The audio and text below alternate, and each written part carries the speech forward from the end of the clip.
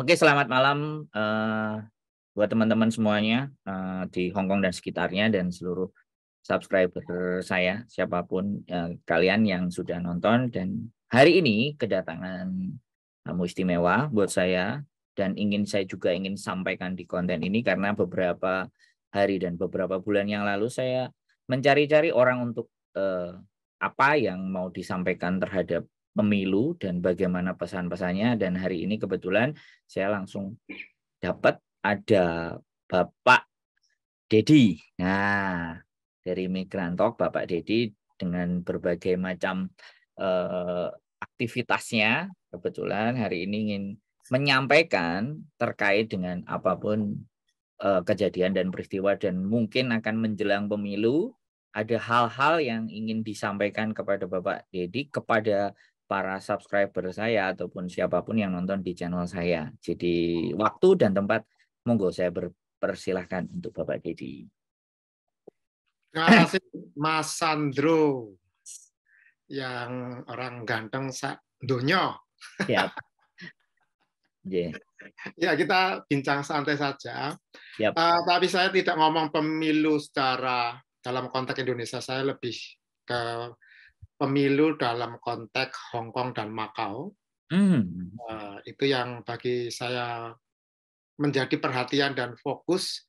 Mengapa saya menulis tadi yang saya kirimkan kepada teman-teman, yang saya beri judul tulisan saya agak panjang itu. Pemilu sebentar lagi, PMI Hong Kong Makau mau nyoblos di mana? Ya toh? Nah, yes, itu judul tulisan saya. Itu sebenarnya adalah tulisan yang saya amati hasil pengamatan saya lewat media sosialnya, fanpage resminya PPLN Hong Kong dan Makau, dan juga KJRI. Dan sebenarnya lebih utama saya mendengarkan dari teman-teman sendiri, teman-teman pekerja migran yang bercerita, atau memang sengaja saya wawancarai untuk tentang bagaimana situasi menjelang coblosan. Kan orang Jawa kan mengatakan coblosan gitu, sejak dulu. Jadi saya masih ingat coblosan gitu ya, sejak saya kecil itu. Nah, itu Mas Andro. Yes. Jadi konteksnya bukan di Indonesia sana, tetapi dalam konteks Hong Kong dan Makau. Yes. Terkhusus adalah bagaimana nasib hak pilih teman-teman pekerja migran yang ada di Hong Kong dan Makau nanti tanggal 13 Februari dan 14 Februari. Begitu, Mas. Yes. Pak, sebelumnya saya mohon izin, saya juga live sekalian ya, Pak. Saya juga ingin tayangkan secara live dan saya juga akan nanti periode berikutnya, karena saya juga menginginkan informasi-informasi atau pendapat atau situasi keadaan. Jadi saya siapkan alatnya dulu, nggak apa-apa. Sambil Bapak. Bapak mulai. Saya kok lupa kepikiran kalau nggak bisa share kan, HP saya bisa on gitu. Oh iya. Berbagai macam cara, Pak. Saya kepingin menginformasikan sesuatu yang saya anggap memang penting dan harus juga tahu teman-teman semuanya. Gitu, Pak. Oke, monggo bisa dilanjut, Pak. Oke, sebentar.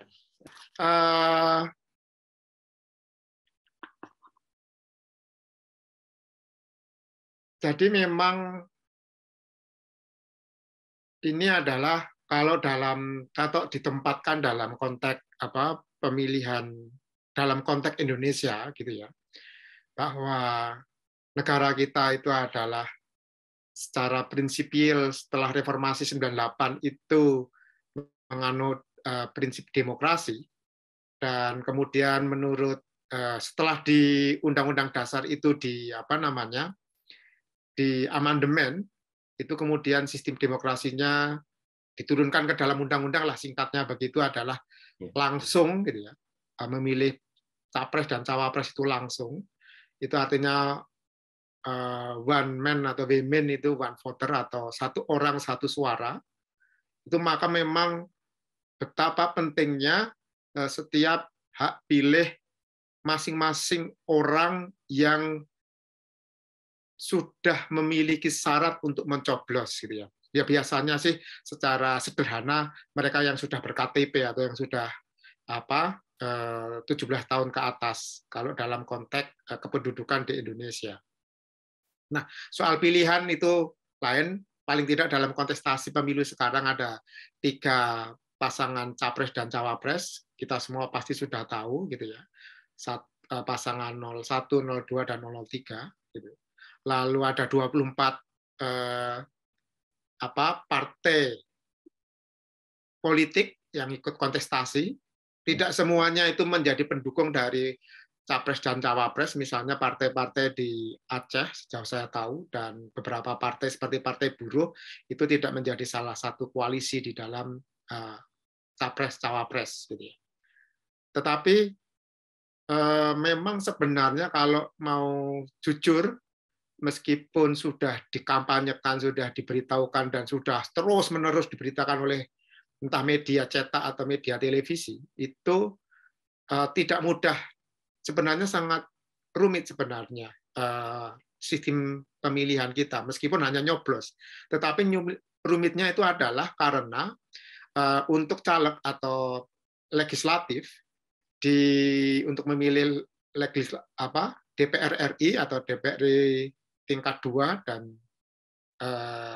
kabupaten dan kota gitu, itu kan calegnya itu banyak sekali, dan itu pasti kita tidak mengenal satu persatu calegnya. Bahkan misalnya yang DPR RI saja, DPR pusat lah, saya pun tidak mengenal sama sekali. Nah, tidak banyak yang saya kenal. Itu yang salah satu sisi rumitnya bagaimana sistem memilih caleg atau DPR kan. Padahal DPR itu kan sentral ya, karena kan kita menganut sistem trias politika, eksekutif, legislatif, dan yudikatif. Dan undang-undang kita tuh dibentuk, undang-undang dan badan pengawas pemerintahan gitu kan di tangan DPR, karena wakil rakyat itu DPR. Meskipun sebenarnya lalu eksekutif, presiden dan capres, dan nanti presiden dan capres itu punya hak prerogatif membentuk menteri, itu adalah yang untuk melaksanakan pemerintahan, itu adalah mandat dari rakyat. Sederhananya kan semacam itu. Tetapi itu kan tidak sangat mudah dipahami oleh rakyat kebanyakan, terutama teman-teman pekerja migran. Maka itu sebenarnya tanggung jawab sebagai KPU, Komisi Pemilihan Umum, itu punya mandat sebagai panitia, task force-nya, panitia khususnya untuk penyelenggaraan pemilu itu, ya harus memberikan pemahaman sebanyak-banyaknya. Dan kemudian KPU dalam konteks pemilihan di luar negeri itu kan kemudian membentuk yang namanya PPLN gitu ya, panitia pemilihan luar negeri.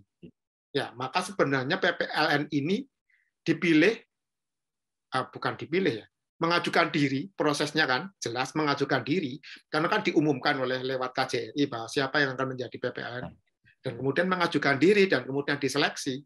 Jadi mereka sadar bahwa ada tanggung jawab publik yang harus diemban menjadi penyelenggara atau panitia pemilihan umum. Maka itu bukan dalam arti tertentu tidak mewakili kelompok atau partisan partai atau kelompoknya non partai gitu ya, tetapi memang harus bertanggung jawab kepada siapa saja yang berada di luar negeri, dalam konteks di Hong Kong, Makau ya, warga negara Indonesia yang berada di Hong Kong dan Makau, untuk bisa mendapatkan pelayanan untuk bisa memilih atau menyalurkan hak pilihnya, karena itu kan hak individu, hak apa yang melekat pada warga negara. Dan itu adalah 5 tahun sekali pesta demokrasi itu memberi ruang kita untuk memilih mandat memberikan mandat kepada siapa yang mau dipilih. Dan itu kan makanya kan sangat mendasar gitu ya,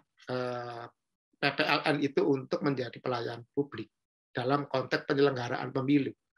Maka sebenarnya itu sumpah itu adalah sumpah untuk menjadi pelayan publik paling tidak selama 1 tahun sampai akhir nanti pemungutan suara, dan kemudian dihitung dan diterima, disahkan bahwa ini adalah suara sah misalnya dari warga negara Indonesia yang berada di Hong Kong dan Makau.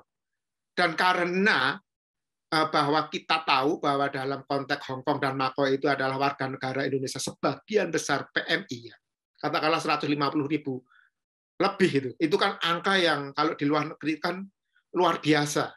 Jadi memang harus benar-benar disadari bahwa ini adalah angka yang tidak sedikit untuk warga negara yang tinggal di Hong Kong dan Makau, dan itu harus mendapatkan concern besar bagi PPLN untuk bisa melayani 150.000 lebih DPT atau orang yang punya hak pilih gitu ya. Itu Mas Andro, konteks pengantarnya lah. Siap. Ya. Ada pertanyaan lain? Ya, ada.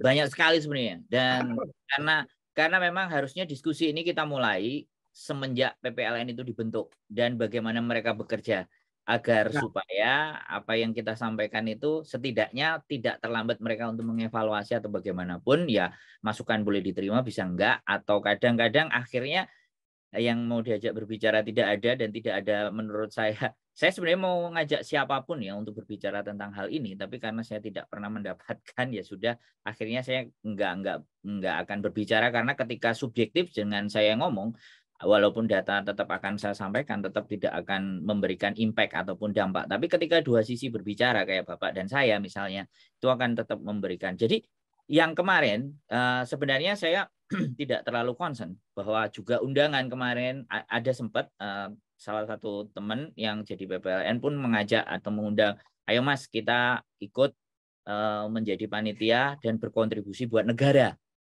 Nah, saya kebetulan ada yang terus dengan saya sampaikan, oke, saya politik dan pemilu agak sedikit minggir Mas, jadi mohon jenengan silahkan naik, monggo setelah ikut, dan akhirnya terus dilantik dan semuanya. Yang saya sebenarnya nggak terlalu interest dengan hal itu.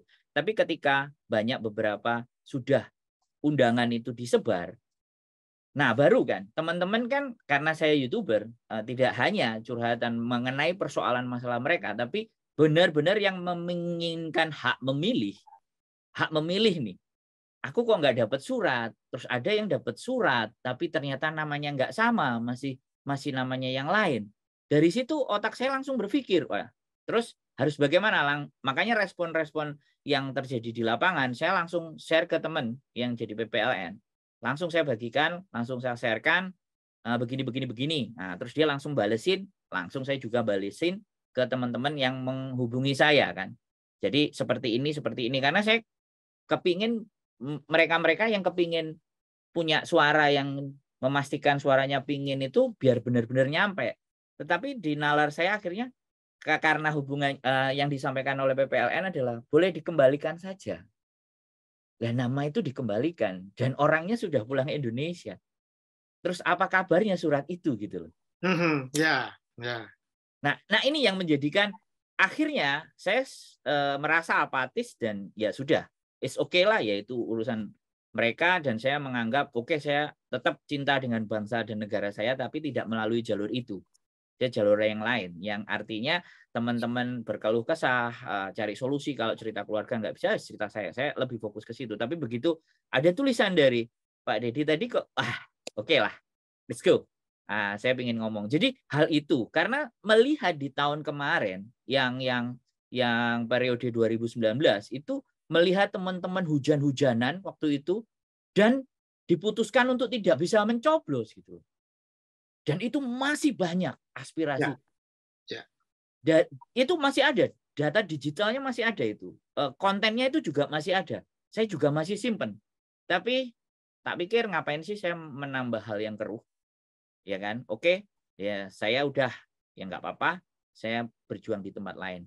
Untuk nggak itu, yaitu karena sekali lagi bagi saya adanya peraturan atau presiden itu menyentuh ke teman-teman itu sangat tipis sekali. Jadi lebih baik saya pakai jalur saya sendiri, saya berjuang dengan cara sendiri. Nah, itu tanggapan saya. Jadi tentang surat-surat yang masuk lagi. Dan kembali lagi terkuak di sosial media, di screenshot balasan-balasan dari panitia yang seharusnya ya itu terpublish, dan itu tidak hanya cuma sebagai kita kasakusuk, tidak kita bicarakan dalam forum yang seperti ini gitu. Atau mungkin ada forum yang membicarakan tentang ini kita masukkan ke PPLN atau bagaimana. Jadi akhirnya ya suara itu mandek dan akhirnya ya sudah.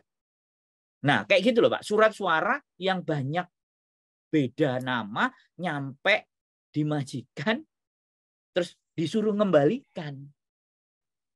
Nah ini nih, ini yang ya sudah. Bagaimana menurut Bapak? Saya hanya dari sisi itu aja sih. Ya, saya sebenarnya juga punya pertama ketika PPLN itu terbentuk ya karena ini adalah apa hajatan 5 tahunan atau pesta demokrasi ini kan 5 tahun jelas gitu ya. Berarti bahwa ada dokumen-dokumen yang masa lalu yang masih ada yang bisa dipelajari oleh panitia yang sekarang gitu. Maka kan pikiran saya ya pasti mereka sudah belajar dan sudah mengerti gitu ya. Dan artinya dengan belajar itu kemudian mengetahui bagaimana prosesnya dan prosedurnya dan seterusnya gitu. Mungkin dari prosedur juga dari KPU juga sudah jelas bagaimana prosedurnya untuk memilih di luar negeri. Maka ya anggapan positif sebenarnya bahwa saya percaya bahwa mereka bisa melakukan gitu ya. Dalam arti ya memang saya beberapa kali mendapatkan undangan untuk pleno, tetapi memang karena percaya bahwa mereka melakukan dan memang ada kesibukan yang memang saya pas diundang itu ya memang tidak bisa ya saya nggak bisa hadir. Namun kan gini, saya mengamati terus sebenarnya sejak awal kan saya juga terlibat dalam grup pemilu info pemilu itu. Saya awal-awal merasa bahwa ini adalah diskusi dan pertanyaan yang wajar yang bisa diselesaikan lah dalam oleh PPLN, apalagi kalau saya melihat kepanitiaannya itu adalah orang-orang yang punya ya mereka sudah menawarkan diri kan berarti percaya diri bahwa mereka mampu ya gitu ya. Ya, punya Mereka kapasitas. seleksi kan berarti kan mampu gitu ya. Nah, maka kan hal-hal dasar tadi yang soal bahwa hak pilih itu adalah hak personal dalam sistem demokrasi kita dan itu melekat pada hak sebagai warga negara itu menjadi kunci. Maka sebenarnya kan pendataan itu kan penting. Maka kan sejak pendataan itu penting, maka kan waktu saya 2019 juga mengikuti karena saya waktu itu juga menjadi KPSLN ya. Pada pencoblosannya pada saat hari hanya, tapi kan saya lalu mengikuti. Saya tahu bahwa ada pemutakhiran data, gitu. Tentu saja hal ini adalah sesuatu yang wajar karena sebagai orang yang sudah tahu bagaimana kondisi Hong Kong dan Makau, gitu ya, yang sebagian besar adalah pekerja migran, itu data itu mobile. Teman-teman itu kan mobilitasnya tinggi. Yes. Dan tadi Mas Sandro katakan bahwa bagaimana ada surat suara yang sampai atau dibuat pribadinya sudah tidak ada di Hong Kong. Nah, dalam waktu 5 tahun ini kan perubahan ini kan pasti signifikan. Maka pemutakhiran data itu mutlak menurut saya kunci, tidak bisa tidak bisa ditawar dan itu harus dibuat gitu ya. Karena bahkan dalam waktu 3 atau 6 bulan rotasi pekerja migran yang ada di teman-teman pekerja migran itu sudah berpindah dengan cepat gitu semacam itu. Nah, ini kan memang sangat menantang, tidak mudah memang untuk melakukan pendataan bagi teman-teman, tetapi mau tidak mau ketika ketika orang yang dipilih dan mengajukan diri menjadi panitia penyelenggara pemilu luar negeri dalam konteks Hong Kong Makau sudah harus paham karakteristik ini, bagaimana bisa merangkul, bisa menyentuh, bisa bersentuhan, bisa menyapa kepada teman-teman pekerja migran yang begitu banyak gitu ya, dan mobile karakteristiknya. Tetapi kan sebenarnya lalu secara dasar saya asumsikan bahwa panitia ini sudah melakukan pemetaan semacam itu ya. Bagaimana peta sebaran pekerja migran, karena kan sebenarnya dari 5 tahun yang lalu dan sudah diberi data mentah sebenarnya kan PPLN kan mengumumkan 169.000 sekian itu adalah DPTLN Hong Kong Makau. Nah, ternyata menurut Pak Konjen yang baru itu adalah data mentah, tidak bisa digunakan sebagai acuan pokok dan itu harus dimutakhirkan. Betul. Maka kan PPLN kan membentuk Pantarlih, tim Pantarlih itu panitia yang awal untuk memutarkan data. Ada 62 orang di sana. Ya bodoh-bodohan lah. Kalau saya sederhana, ketika Pantarlih ini dibentuk, maka ketika mendapatkan data mentah, PPLN harus berdasarkan itu lalu memetakan 167 ini kemana saja. Maka dicek datanya, dan kemudian disapa kalau memang ada petunjuk HP atau apa di situ, ya kemudian dihubungi gitu ya. Dan kalau memang tidak, lalu kan dikategorikan, diklasifikasi sedemikian rupa, sehingga kemudian ada peta dari data awal inilah. Tetapi kan kemudian oleh PPLN ternyata data yang mentah menurut KJRI, menurut Pak Konjen, itu kemudian digunakan sebagai data resmi dan kemudian diumumkan. Coba Mas Chandro cek di fanpage-nya PPLN. Ya, PPLN Hongkong Macau di FB. Itu data yang kemudian sebenarnya belum diolah sama sekali. Dan itu harus dimutakhirkan. Dan dari situlah kemudian mulai bergerak untuk pendataan ulang. Petanya itu harus mulai dari data mentah, itu sudah sangat membantu. Dan memang tidak mudah sebenarnya mendata penduduk yang tetap saja. Ya. Sensus penduduk itu kan pekerjaan yang memakan sumber daya manusia dan biaya yang sangat tinggi. Apalagi ini orangnya mobile gitu ya. Memang tidak mudah, tetapi memang harus dilakukan pemetaan awal dan sudah dibantu dengan data mentah semacam itu, dan itu harus dipetakan. Tetapi saya tidak tahu kalau tadi diceritakan lalu muncul bahwa ada tadi yang Mas Chandul katakan bahwa seorang pekerja migran yang sudah pulang lalu mendapatkan surat suara, yang di sini yang sudah mendaftar justru tidak mendapatkan surat suara, yang mendapatkan 2 atau 3 lah. Lalu apa yang sudah dilakukan dengan pemutakhiran data? Itu kan pertanyaan dasar. Nah, ini yang kemudian menjadi kunci itu, apakah memang dilakukan atau setengah hati dilakukan atau tidak dilakukan sama sekali, itu kan menjadi pertanyaan.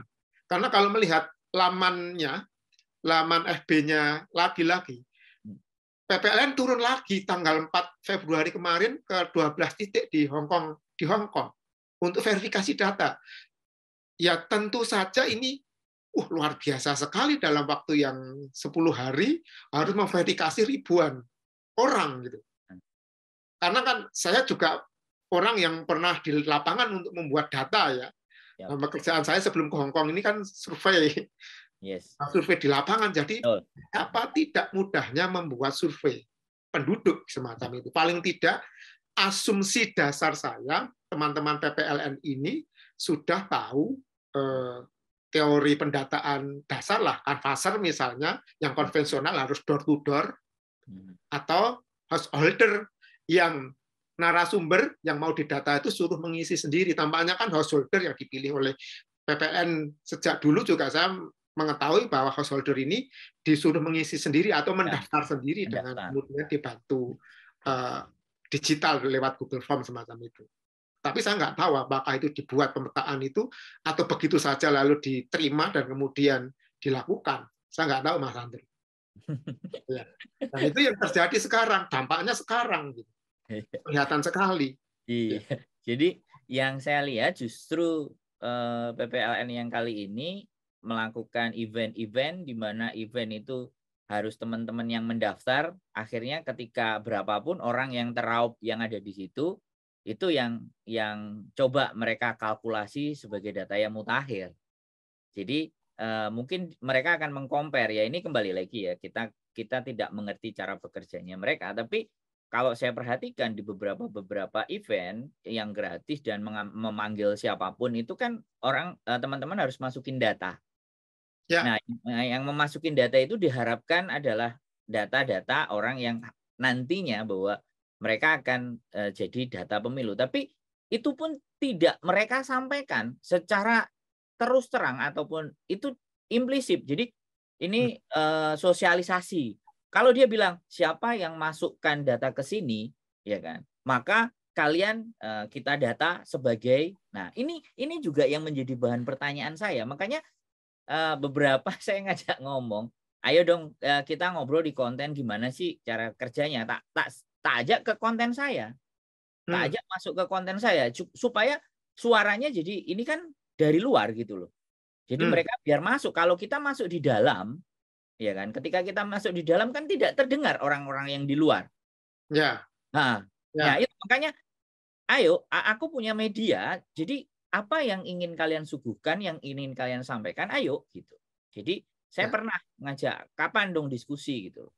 Tapi karena ya sudah mungkin mereka nge-blacklist atau saya nggak ngerti, saya nggak mau berasumsi yang jelek, karena memang saya sudah gembur-gemburkan bahwa saya tidak akan melakukan di Hong Kong. Saya bilang seperti itu, mungkin ya sudah nggak kooperatif lah, ibaratnya seperti itu.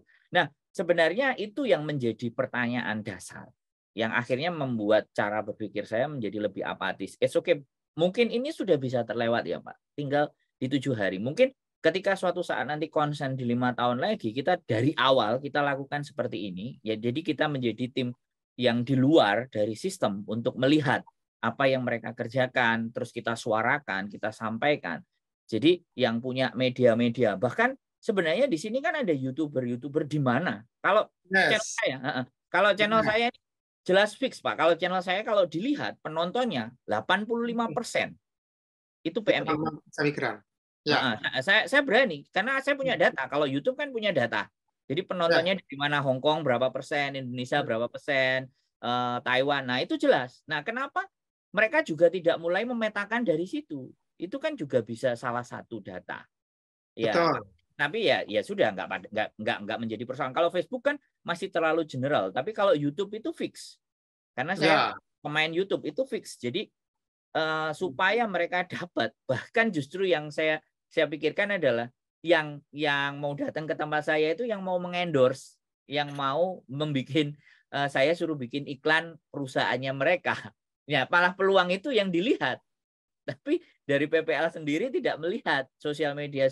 Misalnya kita bilangnya Miss Yuni, kita misalnya bilang Yat Yesam, ya kan? Kita misalnya bilang, nah minimalnya dengan corong-corongnya sosial media itu kan paling tidak itu kan juga bagian gitu. Tapi ya sekali lagi sistem mereka nggak ada masalah. Nah, yang saya khawatirkan adalah nantinya. Jadi kalau terjadi seperti ini dan cara bekerja mereka memang begini, ya saya nggak mau menjudgment ya atau apapun karena saya memang tidak melihat kenyataan. Saya hanya melihat di lapangan yang terjadi seperti itu. Ya sudah, saya bukan tidak menghargai, tapi ya saya anggap kacau balau lah. Nah, yang ingin kita sampaikan dari diskusi kita hari ini, sebenarnya saya juga berharap di 6 hari yang tersisa, bagaimana memaksimalkan siapapun yang Bapak tulis di terakhir kan, yang menjadi intensitas saya sehingga mau ngajak ngobrol di diskusi terakhir. Jangan golput, itu kan Pak Deddy menuliskan dan apapun caranya dan siapapun kalian, selama kalian WNI datanglah ke TPS. Nah ini kan sudah injury time.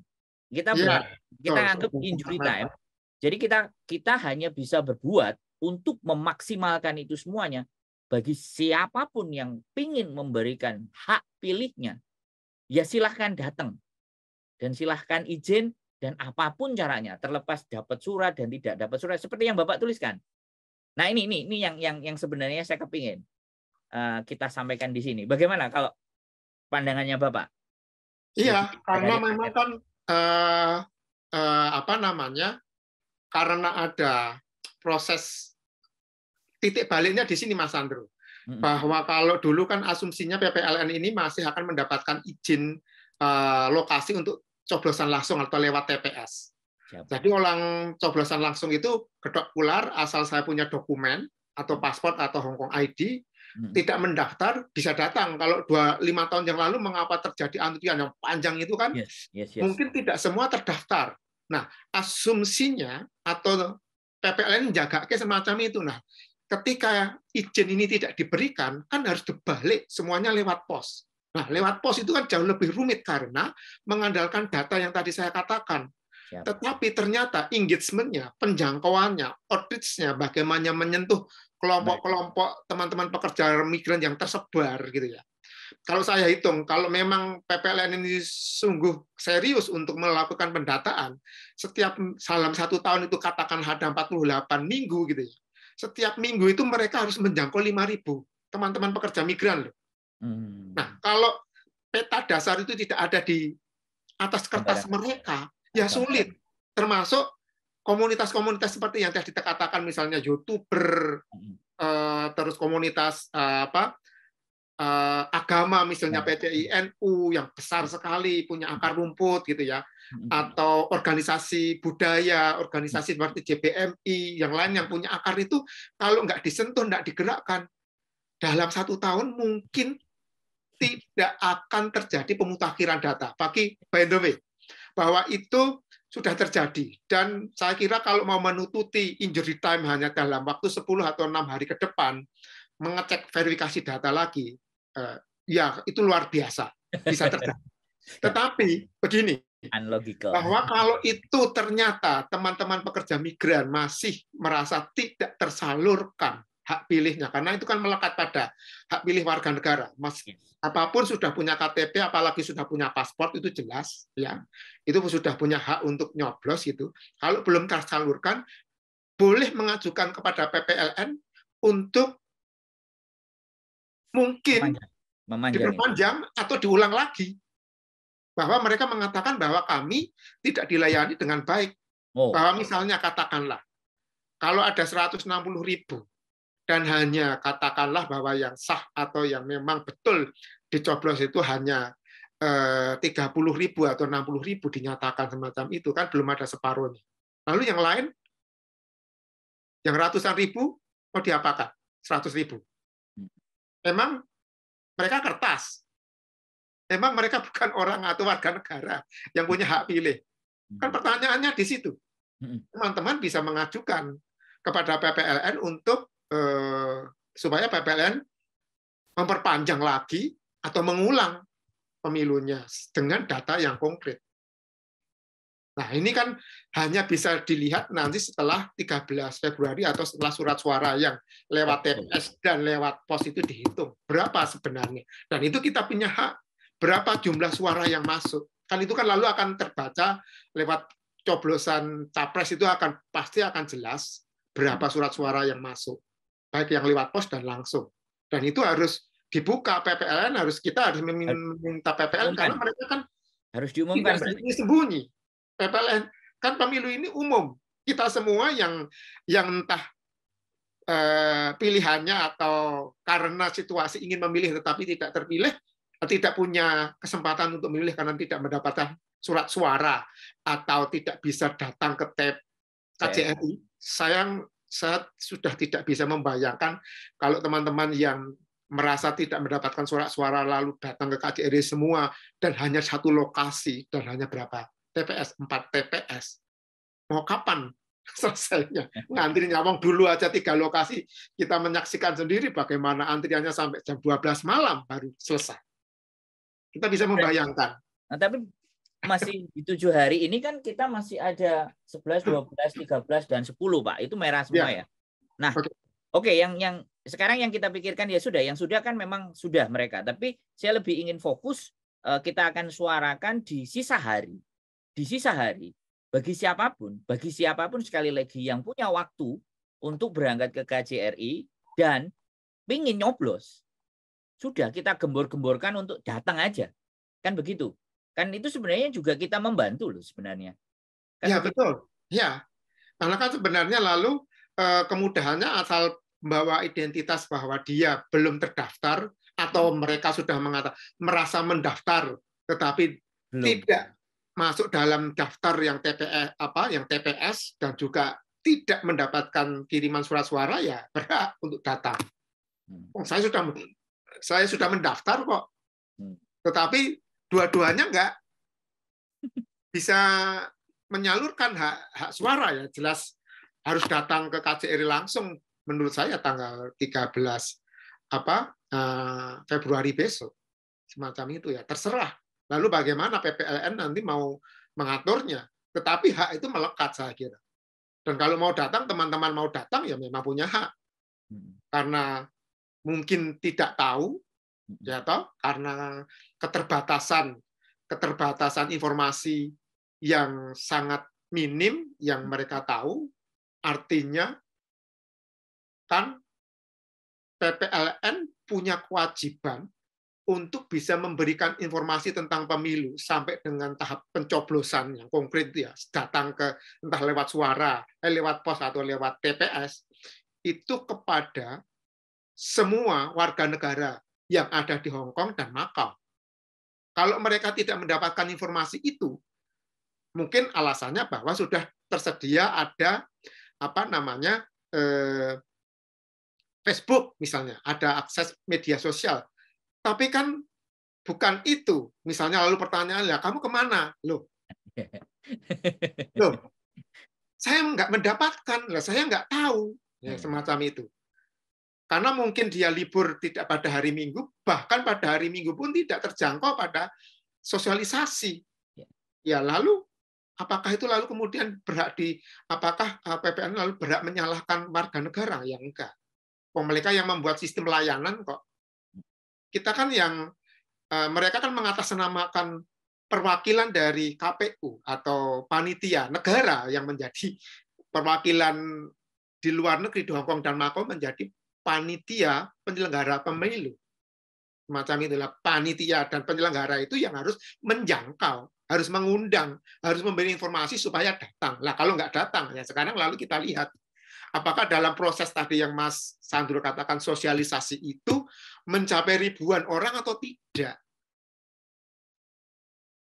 Ribuan orang atau tidak?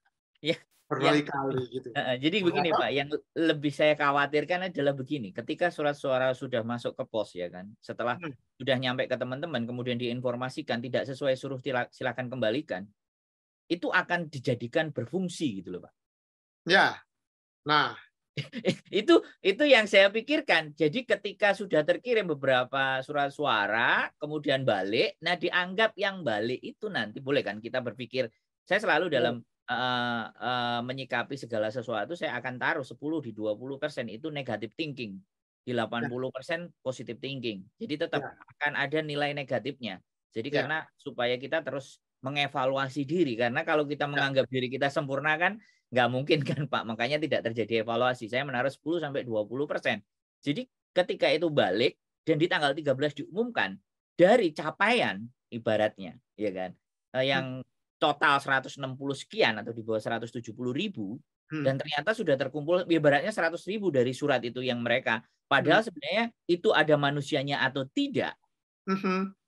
Nah ini loh, nah saya nggak ngerti juga kalau ataupun ada Panwaslu atau pengawasnya, apakah benar-benar bisa memastikan bahwa orang yang tertera tulisannya di situ itu benar-benar ada di Hong Kong atau hanya sebagai sarana. Nah ini kan jadi kayak konflik kepentingan, jatuhnya kan ya sekali lagi kita nggak mau berpikir yang secara negatif, tapi ya sudah mau nggak mau kita harus bantu secara tidak langsung ya, kita tidak ada kewajiban untuk membantu, tapi panggilan kepada negara. Gara-gara Pak Deddy tadi nulis, makanya yang saya apatis, saya mulai balik lagi mau ngomong.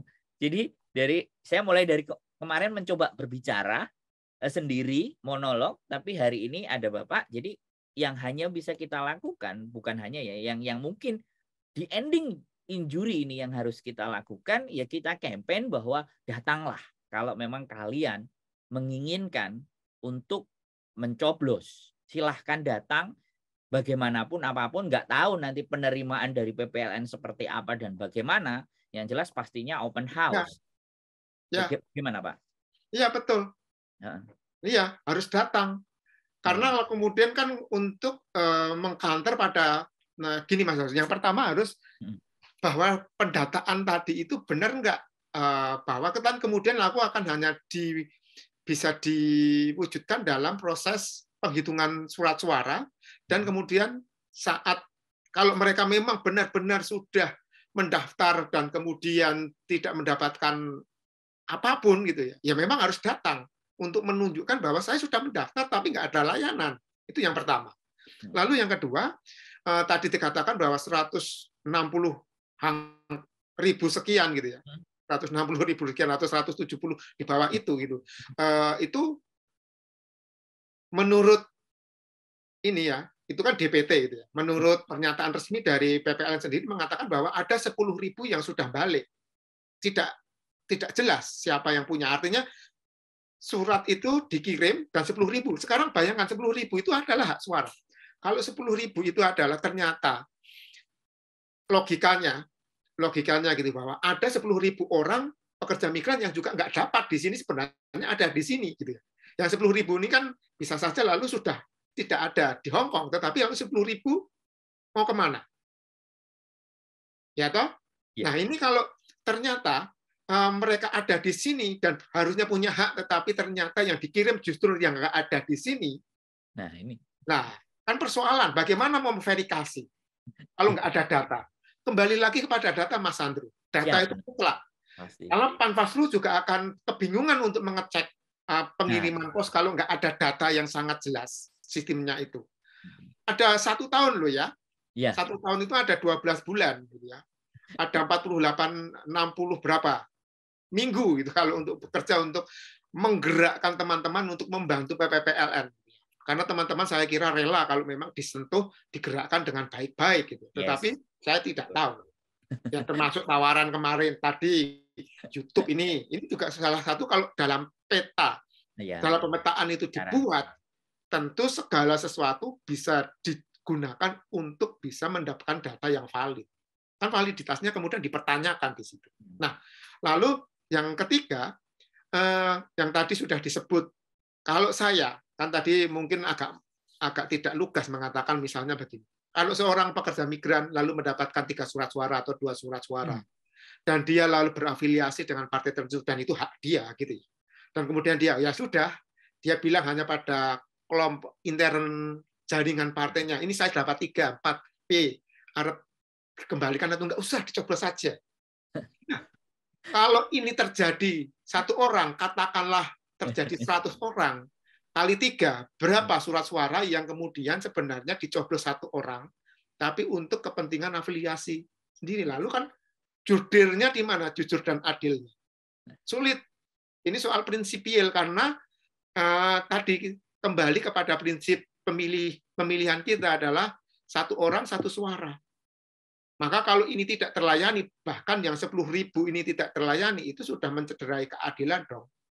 Dan teman-teman berhak untuk menuntut supaya hak suara saya, jatah hak suara saya harus dipenuhi apapun caranya oleh PPLN. Termasuk kalau memang besok libur dan majikan tidak melarang untuk datang saja. Saya nggak tahu apakah itu sudah dimitigasi oleh PPLN ketika ribuan orang datang, kan undangannya kan hanya 2.000 sekian. Tetapi lebih itu, misalnya 10.000, 12.000 aja sudah. Mas Andrew bisa bayangkan sekitar KJRI itu akan terjadi seperti apa.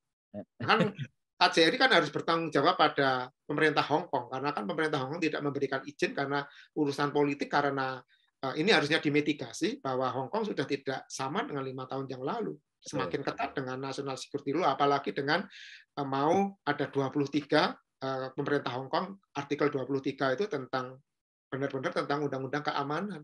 Mereka ingin menjaga stabilitas benar gitu. Nah, nggak tahu negosiasinya nanti PPLN. Nggak tahu apakah KJRI akan membantu atau tidak, atau itu semua adalah tanggung jawab utuh PPLN, karena memang penyelenggara pemilu panitia ini adalah PPLN semacam itu. Jadi kayak speechless ya, Pak. Jadi iya.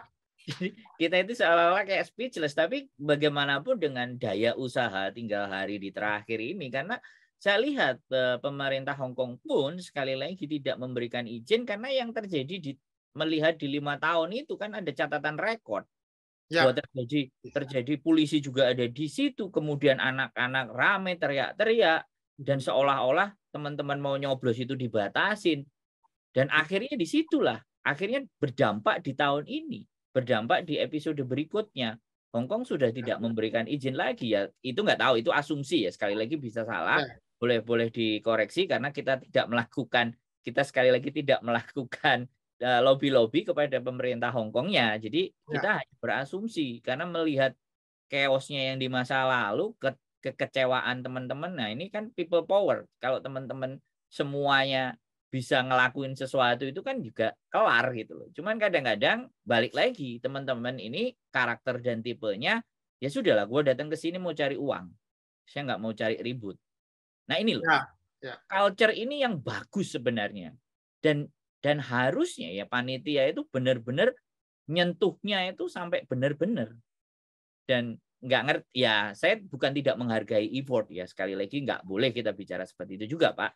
Tapi bagaimanapun harus cerdas menyikapinya gitu. ya, Harus ya, harus harus harus benar-benar yang Bapak sampaikan tadi 1 tahun itu berapa minggu, berapa bulan, dan dia sebenarnya harus dari awal juga menyampaikan bahwa yang tercover sekian, per data sekian, bahkan nama DPT itu atau nama calon-calon pemilih, saya nggak tahu ya, apakah nama-nama calon pemilih yang itu bisa di dalam artian itu bisa dipublish atau bagaimana sehingga kita akan bersama-sama bertanggung jawab. ya, Tapi kalau itu ya. disimpan di dalam Nah, dan ya, tidak dikeluarin, pertanyaannya kalau kita berpikir jelek, bagi saya kalau saya berpikir negatif, wah, yang dapil luar negeri bisa dong, bisa dihubungi kan, dan kita tahu sendiri Indonesia seperti apa. Tolong. ya, Nah, akhirnya jatuhnya kayak makanya saya nggak menginginkan itu saya keluarkan di mulut saya, tetapi karena saya tidak menginginkan menjadikan lebih ruwet, karena saya tahu sangat berusaha memahami teman-teman di sini cari uang. Di sini bukan fokus ke ranah politik berpikir itu. Jadi saya nggak pingin menjadi seseorang ataupun influencer ataupun YouTuber yang justru akan membuat kegaduhan dan kericuhan. Tapi saya menginginkan bahwa apa yang setiap kita lakukan membuat mereka segera paham bahwa yang butuh, yang mau, pingin nyoblos dan suaranya monggo. Harus bagaimana kan seperti itu. ya, Bukan kita bawa, ayo kita demo kan nggak begitu juga. Maksudnya bukan. jadi itu tuh bukan cara kita kan Pak Deddy. Itu bukan culture kita untuk ngomporin hal yang nggak baik. Tetapi ayo teman-teman juga gitu loh. Nah, saya lebih cenderung bilang ke teman-teman karena saya masuk ke anggota sana untuk berbicara dan ngomong pun ya saya pikir nggak apa ya namanya nggak bisa juga kita juga sebagai siapa, tapi harusnya ketika mereka down to earth ya sudah aku butuh ini influencer, ini boleh, ini ada suaranya gitu loh, boleh kita pakai dia Ya, untuk paling tidak menyuarakan atau mengaspirasikan, menyampaikan, tapi enggak, mereka punya cara sendiri, ya sudah. Artinya apapun itu, the last minute, the injury time, yang tetap kita mau campaign kan, ya sudah, teman-teman silahkan datang. Terjadi apapun yang ada di sana. Makanya ini sepakat, saya begitu Bapak mencuatkan tulisan tadi, wah ayo Pak bikin video Pak, lo ayo Pak bikin konten. Jadi keresahan itu muncul di injury time. Tapi sebenarnya dalam hati saya sudah sejak awal keresahan itu muncul gitu loh. Bahkan saya pun mengajak ya secara mungkin tidak resmi ya sama beberapa satu anggota yang dari PPLN, boleh dong ajak saya ngopi-ngopi kalau malam-malam nggak lembur. Ya saya tidak mau mengkritisi satu orangnya, tapi saya ingin sesuatu ingin saya sampaikan. Ayo ngopi. Saya kalau segala sesuatu yang harus formal, memberikan masukan juga formal dan harus dinaikkan ya gimana agak sedikit. Makanya saya nggak ngerti juga di Bapak Konjen yang baru ini, semoga saya tetap akan fokus di YouTube saya, dia akan sampaikan supaya terlihat. Karena sudah naik kan akan terlihat. Ketika terlihat mereka akan concern. Tapi ketika kita tidak terlihat, maka mungkin itu terabaikan. ya, Dan ya, ketika pembicaraan atau diskusi lokalnya itu hanya 1 tahun sekali ataupun 2 kali, saya rasa ya, wong pejabat dan menteri setingkat menteri aja datang ke YouTuber kok. Diundang pun datang ke YouTuber terkenal di Indonesia. Ya saya berharap apakah itu nanti di Konjen baru ini juga welcome dengan yang ini. Karena saya ngobrol sama Pak Deddy kan bahwa anak-anak itu mau didengar. ya, ya, Anak-anak itu udah capek dengerin. Anak-anak mau didengar, teman-teman itu pingin didengar. bukan dengerin. Ya. Jadi makanya saya mencoba belajar menjadi pendengar yang baik. Apa yang dikeluhkan mereka, apa yang dipersoalkan mereka. Ya harapannya sih seperti itu, karena saya bukan sekali lagi ya, saya bukan orang yang kaya, saya juga butuh waktu, mendengarkan itu juga butuh waktu. Saya akalin, saya bikinin konten. Saya disclaimer di bagian depan, saya naikkan. Bukan maksud dan bagaimana kita hidup di Hong Kong itu kan ya logika aja. Butuh tempat tinggal, butuh internet, butuh makan, dan semuanya. Dan tidak membebankan itu kepada mereka. Ya. Ini logika berpikir saya. Makanya berarti the last minute mungkin, ya, mungkin Pak Deddy yang ada beberapa kenalan yang ada di PPLN, ayo kita undang di channel YouTube untuk kita sampaikan di Zoom. Bila perlu saya juga akan kontak YouTuber-YouTuber untuk PPLN di injury time.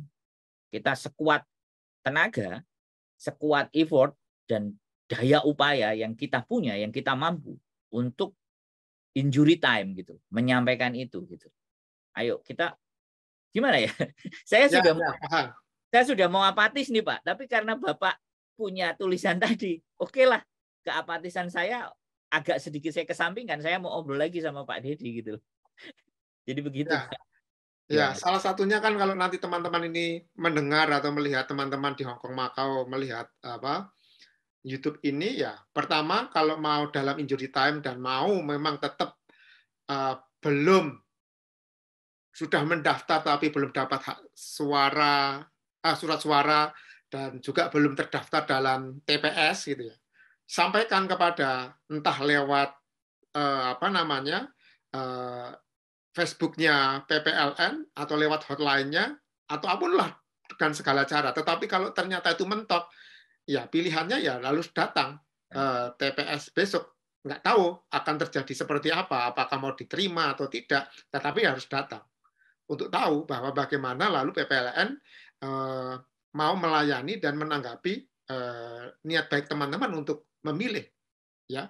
Semacam itu. Karena kan PPLN kan selalu sejak awal kan mengatakan jangan golput. Nah, kalau semacam ini kan lalu ada suara teman-teman yang mengatakan, lah saya tidak golput. Sebenarnya tidak ingin golput, tapi digolputkan oleh sistem, oleh layanan, sistem layanan. Nah, lalu kalau sudah semacam itu ya bukan dia tidak tahu atau menghilang karena tidak menanggapi informasi. Nah, ya pertanyaannya yang siapa yang membuat dan menyediakan diri untuk melayani? Yang kemudian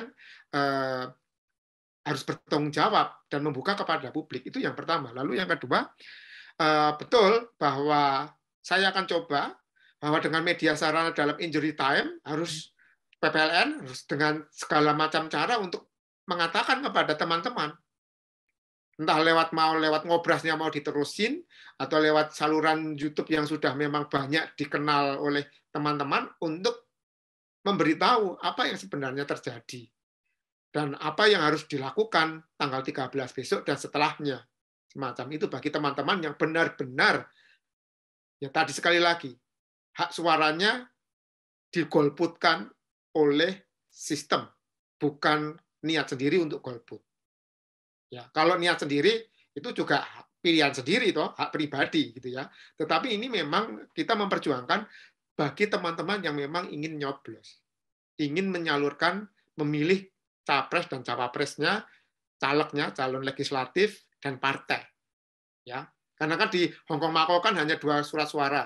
Kalau di Indonesia sana kan ada 5 nanti pendapatnya. Ya toh, kalau di Hong Kong Macau atau yang pemilih luar negeri kan lebih simpel karena hanya memilih capres dan cawapres dan legislatif pusat, DPR pusat. Hanya 2 surat suara.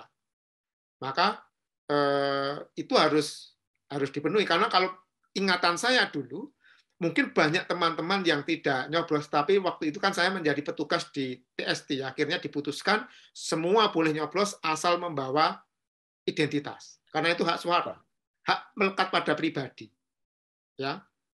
Nah, silahkan asalkan menunjukkan identitas boleh nyoblos dan waktu itu kan antriannya kan lalu menjadi sangat panjang. Karena teman-teman mesti godak ular. Nah, ini salah satu karakteristik teman-teman pekerja migran bahwa mungkin pada awal-awal ya tergantung juga pada bagaimana sosialisasinya yang tadi apakah benar-benar down to earth ya. Sekali lagi Apakah bisa masuk ke seluruh penjuru itu dan bisa menggerakkan volunteer, lalu menyentuh dan menyapa teman-teman, ada pemilu, ini loh prosesnya, sampai di sini begini, begini, ini ada brosurnya dan seterusnya, lalu ini loh kalau nanti bingung lihat di FB, ya kan asumsinya teman-teman lalu melek atau paham soal Sadar, itu, tapi kan tidak tersadar ya, semua. Iya, tersadar.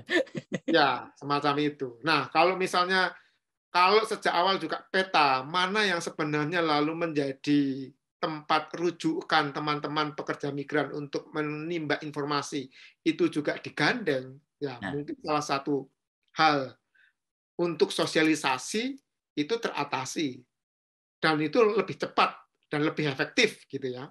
Harapannya juga lalu terjadi tanggapan yang juga responsif dan positif semacam itu. Nah, tapi kan lalu suara teman-teman yang kritis kan saya kira juga benar. Lah, kebanyakan kegiatan, tetapi yang ikut berapa? Apakah itu, apakah kalau saya tanya pada teman-teman yang pernah ikut datang, apakah itu sampai 1.000? Wah, 500 saja sudah penuh. Ya jelas, ruangnya tertutup, dan teman-teman itu kan kalau berkumpul, misalnya kan kita tahu sendiri kalau keliling di kantong-kantong teman-teman pekerja migran itu kan bisa ribuan berkumpul di ruang terbuka semacam itu. Dan apakah itu sudah tersapa? Nah, memang betul sudah disapa, tetapi injury time, in the last minute, baru tanggal 4 kemarin datang. Nah, sekarang kan lalu pertanyaannya, berapa orang yang dikerahkan untuk 12 titik itu kemudian menyapa teman-teman yang ribuan jumlahnya? Tidak mudah. Berapa hari hitungannya? Satu hari cukup menyapa dapat misalnya 10 orang dapat 500 orang untuk menyapa untuk verifikasi itu. Wah, itu sudah luar biasa. Setahu saya ya, mungkin kalau PPLN punya jurus yang efektif Bandung Bondowoso gitu ya. dalam satu malam ya, dalam satu malam jadi Tangkuban Perahu atau jadi Prambanan gitu ya. Oke, Ya, ini menarik. Jadi kalau saya pikirkan kemarin ya, kenapa PPLN juga ini kalau saya perhatikan kalau Bapak tadi kegiatan-kegiatan keagamaan, kalau datangin Ustadz itu juga gila-gilaan loh itu kan. Itu yang ya. juga istimewa loh itu. Terus yang kedua konser kayak yang dilakukan Smartone, nah, konser kita panggil Ariel Noah aja, kelar itu. 10.000, 5.000 kali masuk di expo sana. Cuman yang mereka lakukan kan kotak di typo. Nah, itu kapasitasnya berapa? Nah, tapi Ya. kalau di expo dan kayak dulu misalnya saya pernah lihat si kartu as ya langsung saya sebut merek untuk mendatengin Via Valen dan semuanya dari Pesta Merah Putih itu kelihatan itu kalau kalau dihitung ya mungkin dari itu dan beberapa pengajian aja mungkin angka 100.000 aja bisa cepat 1 tahun loh ya. Tapi ya Ya, kembali 1 tahun. Ya. 1 tahun loh Pak. Ini hitungannya 1 tahun loh. Minggu diadakan loh. Setiap Nah, minggu 5.000 loh. Diadakan loh. Terus-menerus semacam itu. Nah, kalau nggak sanggup ya mungkin ada beberapa event besar gitu ya. ya, boom. Tapi yang lain harus down to earth, harus bergerak, harus menggerakkan banyak orang.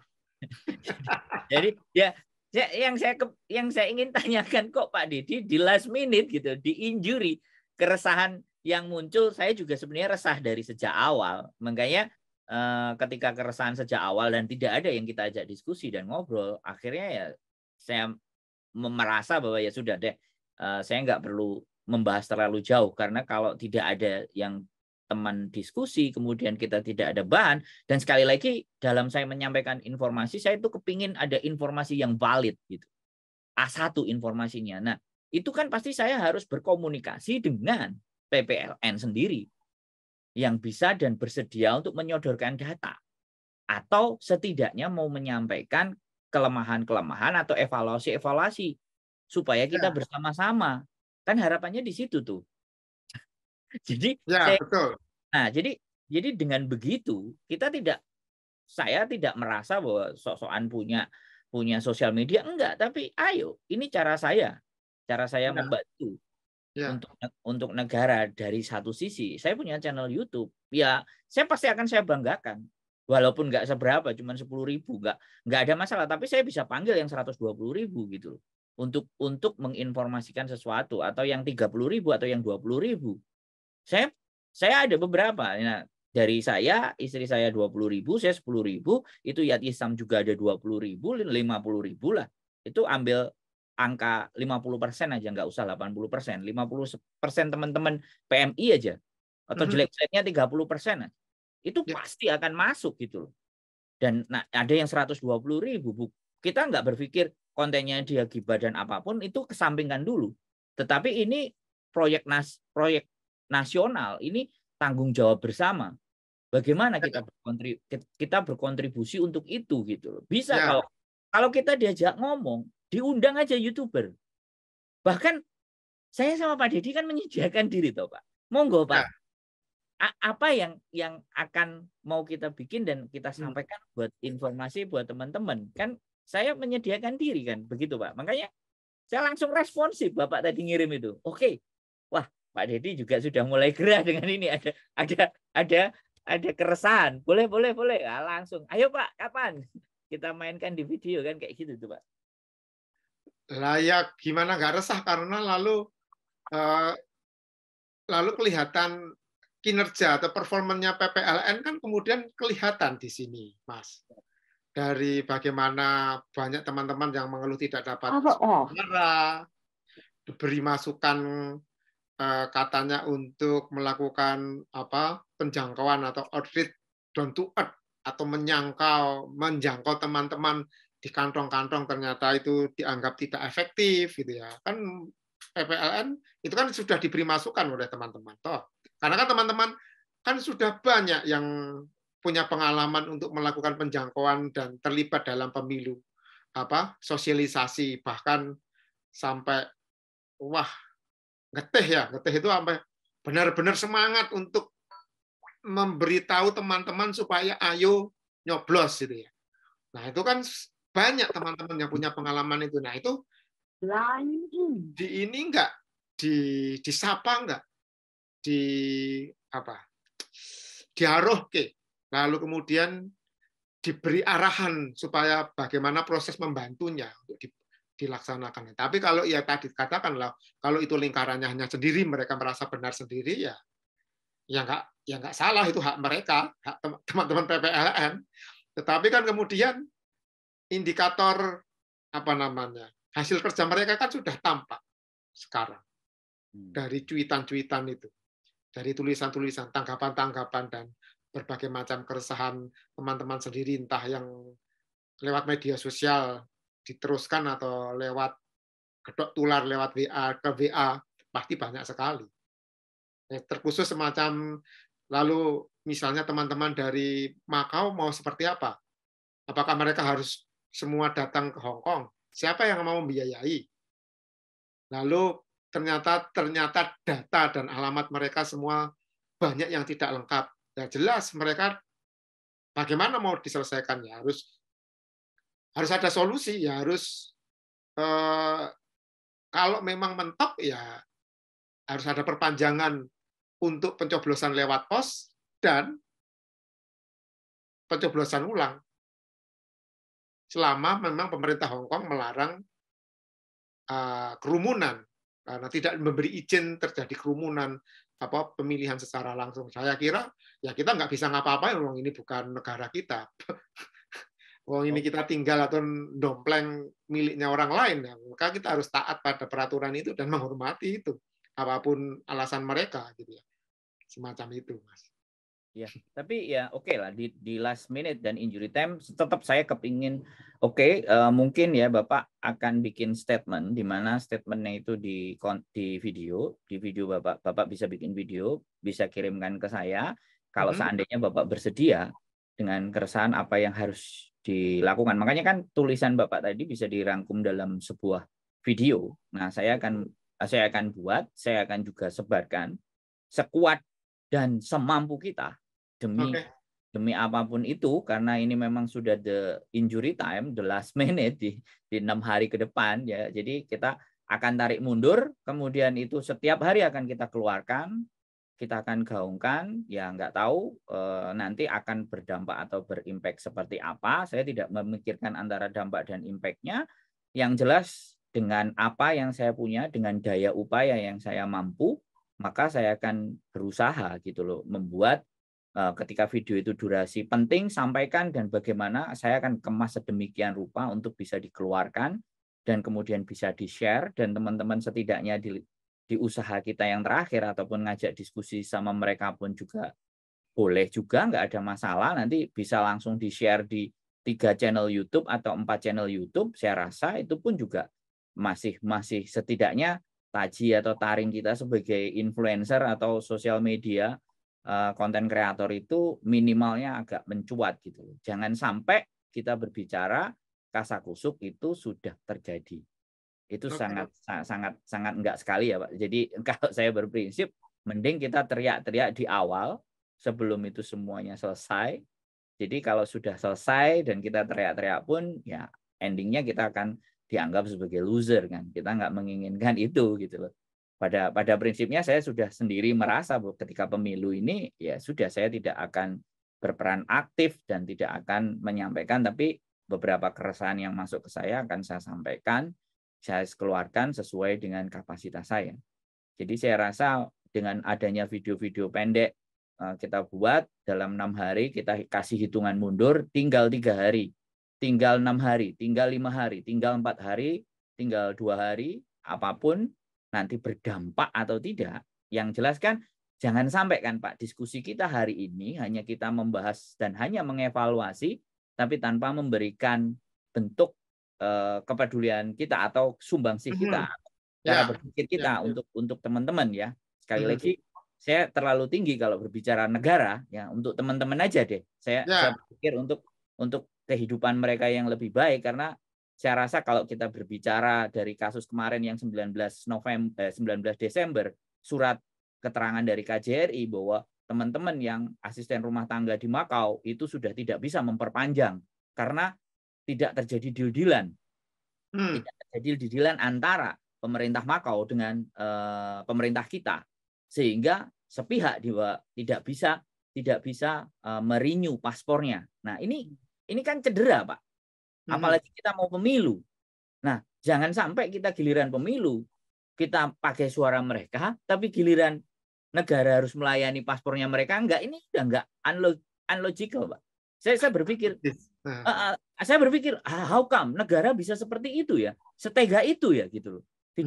Tidak mensiasati bagaimana dan seperti apa gitu loh. Kalau seandainya walaupun dari Makau, kalau dulu kan saya pernah melihat situasi sendiri, ada yang datang ke sana setiap 1 bulan sekali, yang renew paspor, ada lapor, dia punya base camp, tapi begitu surat itu dikeluarkan, how come gitu loh. Sebegitu teganya negara ini. Saya berpikirnya jadi seperti itu, Pak. Atau ya sekali lagi pegawainya atau kebijakannya atau pejabatnya yang di situ yang membuat. Tetapi kembali lagi ketika saya mengajak bercerita seseorang, saya mau ajak ngomong untuk naikin di konten, kan nggak mungkin saya berpendapat sendiri, teriak sendiri. Bisa jadi sih, itu kan hanya asumsi jatuhnya. Tapi iya, saya kerja di Makau dan saya tidak bisa memperpanjang. Nah, kalau itu sampai mencuat dan itu dilihat di Indonesia sana, setidaknya, ya kan. Nah, suara kita kan cuman ya dari viral, tapi saya nggak menginginkan viral, tapi setidaknya ya sudah nggak apa-apa. Kapasitas saya terima dulu hari-hari ini, tapi besok saya akan terus perjuangkan itu, Pak. Nah, itu yang saya lihat. Jadi Makau, walaupun si PPLN juga berangkat ke Makau untuk mensosialisasikan, tapi dengan KJRI melakukan hal semacam itu, coba cedera loh, Pak. Itu sakit loh. Bagi saya benar-benar, wah, setega ini. Padahal dari Makau itu kalau dihitung kirim ke Indonesia pun nggak sedikit. Nah, dari sini loh. Makanya terus akhirnya saya mau mengambil alih, kalau kita mau masuk ke barisan para politik dan pemangku kebijakan, udahlah jadi pengusaha aja yang kaya, yang sukses. Biar partai politik yang nyari kita gitu.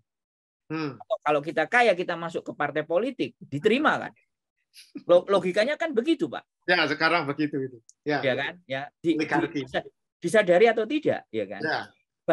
Banyak sekali orang-orang pengusaha masuk di jajaran pemerintahan. Ya kan? Padahal kalau dilihat ya dia pengusaha. Kayak kalau kita bicara Bapak Yusuf Kalla, kita bicara Bapak Sandiaga Uno, kita bicara tentang Erick Thohir. Itu pengusaha semua kan, Pak? Ya. Bahkan presiden kita pengusaha, Pak, pengusaha kayu. Jadi jadi jadi ya kayak gitu jatuhnya. Akhirnya saya berpikir, oh ya sudah. Nah, makanya mungkin injury time Bapak ada video berapa menit menuju 5 pemungutan suara, menuju keempat pemungutan suara, Bapak boleh bikin rekaman, Bapak kirimkan ke saya akan sharekan.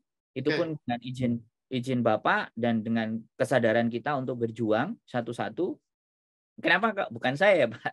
Karena saya sudah terlalu apatis, tapi saya akan bantu apa yang menjadi dasar berpikirnya Pak Dedi. Saya mendukung. Saya memberikan dukungan.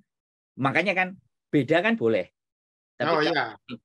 Tapi bagi kemaslahatan lebih banyak orang, nah kan saya harus oke Pak, saya bantunya gini. Boleh kan Pak? Saya bilang gitu kan. Nah, jadi, walaupun sebenarnya di dalam hati saya juga ada sedikit keresahan gitu kan. Dan saya nggak ingin menjulat lidah saya sendiri, menjulat air liur saya sendiri yang sudah saya ludahkan terus saya jilat. Saya enggak. Tapi ini Pak Dedi punya niat, punya keinginan, saya punya sosial media saya sampaikan, ya kan. Tapi kalau saya pribadi, saya memang sudah menarik diri. Tapi kembali lagi, nggak ada. Kalau nggak Pak Dedi, saya juga nggak akan ngelakuin ini. Karena Pak Dedi tadi nulis, langsung saya baca, oke Pak, ayo kita mainkan apa yang menjadi keinginan Pak. Bukan mengistimewakan, bukan, tapi ada dasar hukum, ada dasar berpikir yang saya melihat. Ini patut kita bantu. Maksud saya membantu semampu saya. Jadi H5, H4, H3, H21, Bapak boleh silahkan disampaikan. Saya menyediakan diri untuk saya bikin kontennya. Nanti saya akan keluarkan dan saya juga akan mungkin menyampaikan kepada teman-teman yang sepemikiran, yang sevisi untuk juga membantu share. Dah sampai sejauh mana ya itu saya anggap inilah bentuk cinta kita kepada teman-teman. Negara terlalu jauh ke teman-teman aja gitu. Gitu ya, Pak. Ya. Bisa, ya itu ide bagus. Besok saya video-video pendek nanti silahkan diedit, nanti bisa ditayangkan. Bahkan mungkin kalau setiap kali tayangan saya bisa nanti undang atau saya kirimkan kepada PPLN. Dan saya juga menjadi anggota WA grupnya forum diskusi gitu ya. Dan gitu. Nah, lalu ya terserah PPLN mau menanggapi seperti apa. Karena kan mereka juga punya dalam tanda kutip hak prerogatif untuk mau menanggapi usulan dari kita ini. Kita kan hanya mau memperjuangkan mengatakan bahwa teman-teman ini punya hak pilih. Dan kalau mereka tidak tahu ya jangan disalahkan. Karena kan kamu yang bersumpah atau menyediakan diri untuk melayani mereka, untuk memberitahu kepada teman-teman. Kan mereka sudah disumpah untuk pejabat publik paling tidak selama 1 tahun ini. Ya, kalau malah kemudian yang tidak tahu atau yang dilayani itu yang disalahkan, ya nanti dulu dong. Kita harus berpikir, kamu menyediakan diri dan bersumpah itu kan untuk memberitahu. Salah satu hal yang menjadi bagian dari layananmu adalah memberitahu mereka baik-baik dan kamu mengundang. Kalau kamu nggak datang, ya kalau mereka nggak datang, ya kan pertanyaannya, bagaimana kamu cara mengundangnya? Bagaimana cara kamu memberi informasi kepada mereka? Dan ketika diundang, lalu mereka datang. Nah, kan pertanyaan besar semacam ini. Tidak menyalahkan, tetapi kan kemudian indikator dari itu kan kelihatan sekarang terjadi. Bagaimana banyak kebingungan, bagaimana teman-teman sudah mendaftar loh ya, sudah mendaftar di tahun ini loh. Tetapi ternyata nggak mendapat suara-suara, kan lalu aneh. Loh kok bisa? Kan kita nggak tahu sistem mereka membuatnya. Tetapi ternyata kemudian diketahui bahwa data yang 5 tahun yang lalu yang digunakan untuk membuat itu. Karena kan ada banyak teman-teman yang dikirim ke alamat lama, berarti kan tidak ada pemutakhiran data. Lalu kan pertanyaannya, nah teman-teman ya lalu bertanya dengan sederhana dong. Lalu selama ini 12 tahun kamu ngapain? Sederhananya kan begitu. Ya, betul. Ya, nah, teman-teman kan orang sederhana ya. Pertanyaannya lah, kamu 12 tahun dipercaya oleh negara memakai uang negara, ya nah, kamu ngapain? Kan itu bukan uangnya pribadi. Kan mereka bekerja atas nama KPU dan KPU menjadi panitia dari penyelenggaraan pemilu ini, dan itu adalah uangnya negara. Betul, betul, Pak. Nah, kalau sampai ada teman-teman yang mengatakan lalu berpikir, lah kamu hanya hura-hura memakai uangnya negara, tetapi kita nggak mendapatkan pelayanan yang optimal, ya jangan salahkan. Karena kan kamu publik, dan kamu share sendiri apa yang kamu lakukan di FB-mu sendiri, di media sosialmu sendiri, dan teman-teman kan melihat. Loh, hanya itu saja yang datang lah. Saya kok nggak disapa. Bahkan ya salah, menyapanya saja dikirimi surat salah gitu. Salah alamat maksudnya. Harus pontang-panting menghubungi majikannya dan menerima surat itu kan ada kayak gitu. Betul. Pak. Jadi ini benar-benar semakin hari ketika kita melihat sebuah fenomena, ya kembali lagi saya nggak mau terpatok kepada memaksa orang untuk melakukan sesuatu yang keluarnya dari pikiran saya. Bisa dipahami kan, Pak? Jadi ketika kita punya pikiran something dan kamu harus melakukan ini, saya nggak ingin menjadi manusia yang seperti itu, Pak. Saya ingin menjadi manusia apa yang saya lakukan. Jadi lebih ke apa yang bisa saya lakukan, apa yang bisa saya perbuat, dan apakah apa yang saya perbuat, apa yang saya lakukan itu bisa diterima atau tidak. Nyatanya sampai hari-hari ini telepon itu masih sering datang. Berarti kalau telepon sering datang, udah aku nggak perlu menilai diriku sendiri. Aku perlu karena saya memang melihat ketika aku akan membuat konten dan saya akan meng-create talent, saya lihat apa sih yang ada kebutuhan di sini. Kebutuhan apa sih teman-teman di sini? Ternyata satu kuncinya kebutuhan ingin didengar. Jadi ketika kebutuhan itu akhirnya ya fokus, saya bikin formula, saya bikin sesuatu, ya di mana ya tercetuslah beberapa konten. Beberapa YouTuber yang mendengar langsung suara-suara masalah-masalah mereka, persoalan-persoalan mereka, perasaan-perasaan individu mereka yang muncul dan dengan segala bentuk fenomena. Jadi yaitu saya nggak mau menyuruh orang lain melakukan sesuatu apa yang saya pikirkan, tapi lebih baik saya lakukan ya apa yang saya pikirkan, semuanya saya kembalikan. Karena kembali lagi Pak, berbuat capek kalau orang yang benar, berbuat baik itu capek. Kalau orang yang benar, tapi dari rasa capek itu ada balasan. Dan tidak semua orang pada titik itu Pak. Tidak semua orang nyampe di titik itu Pak. Melakukan sesuatu dan tidak semua juga memandang hal yang kita pikirkan baik itu menurut mereka juga baik. Itu hukum. Jadi mungkin ya bisa kesimpulannya ya dari pembicaraan kita, oke, kita bikin video atau beberapa menit apa yang menjadi kita usahakan, kita effort, kita keluarkan, dan per setiap hari pun kita akan keluarkan. Jam berapa nanti saya akan berusaha Pak, karena kalau durasi 3-4 menit itu ngeditnya tidak terlalu rumit. Minimalnya kita pingin sampai pesan bahwa itu nyampe ke teman. Nah begitu aja ya Pak ya. Ada lagi kira-kira yang menurut Bapak apa cukup yang kita diskusikan? Cukup. Oke. Terima kasih ya teman-teman semuanya. Inilah keresahan dari Bapak Dedi dan sebenarnya keresahan saya di masa lalu, tapi baru hari ini ada yang menanggap, yang bisa diajak ngobrol, dan mudah-mudahan nanti ke depan berikutnya kalau ada keresahan-keresahan dan Pak Dedi pun longgar waktu, saya siap kok dihubungi Pak gitu loh. Jadi tinggal kita atur schedule dan jadwal. Oke teman-teman semuanya, penting bagi teman-teman semuanya, sekali lagi sebelum saya tutup bahwa siapapun yang ingin mendapatkan suaranya dan ingin tetap berkontribusi dengan mencoblos dan di pemilu ini, langsung saja kalian ada waktu, ada libur, silahkan datang ke KJRI. Udah saya mulai hari ini ya Pak, saya ngomong di konten saya, silahkan kalian datang, mintalah apa yang menjadi hak kalian, terlepas mau dilayani dan enggak. Kalau memang perlu videokan sekalian, kan kita lihat bagaimana cara mereka melayani teman-teman semuanya. Sekali lagi itu dari saya, keep stay tune my YouTube channel and see you next video. Bye-bye.